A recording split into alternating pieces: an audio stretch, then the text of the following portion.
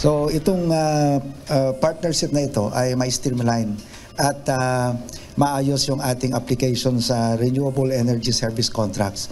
Isang Memorandum of Agreement ang nilagdaan ng Department of Energy at National Irrigation Administration sa Malacanang kanina.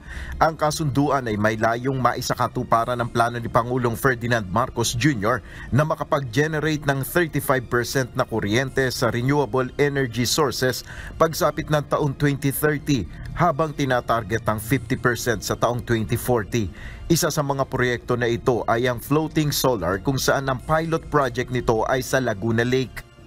Ayon kay Energy Undersecretary Sharon Garin, dahil sa kasunduan na ito ng DOE at NIA, pag-aaralan na ang pagtatayo ng floating solar o paglalagay ng solar panel sa mga lugar na pag-aari ng NIA. So ngayon, alam na natin kung anong gagawin, and ang maganda dito, all over the country siya, hindi lang siya sa Laguna, pero all over the country siya, may mga potential pala na sites for floating solar doon. So now what we need to do is kailangan i-inventory siya para alam natin kung saan nilalagay and saan possible. Kasi meron ding irrigation sites na baka wala namang araw doon no? Meron ding mga irrigation sites na baka sobrang liit, pero meron din may mga laking potential. Mga dams, kahit yung mga kanas, pwedeng parang bubong yan pwedeng lagyan ng bubong na solar, parang rooftop niya. Ayon kay NIA Acting Administrator Eduardo Eddie Guillen, malaking tulong ang kasunduan na ito para mapabilis ang implementasyon ng renewable service contract.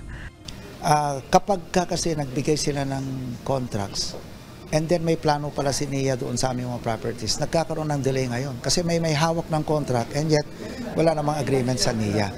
Ito po ngayon, ikukonsulta muna ng DOE kay NIA. Ayon kay Yusek Garin, ang isang ektaryang solar farm ay maaaring makapag-generate ng 1 megawatt at sa loob lamang anya ng isang taon ay maaari nang makapagtayo ng isang solar farm. Marami na rin anyang foreign investors ang nagpahayag ng interes na mamuhunan sa sektor ng renewable energy. Nel Maribuhok, UNTV News and Rescue, Diyos ang aming sandigan, serbisyo publiko ang aming pinahalagahan.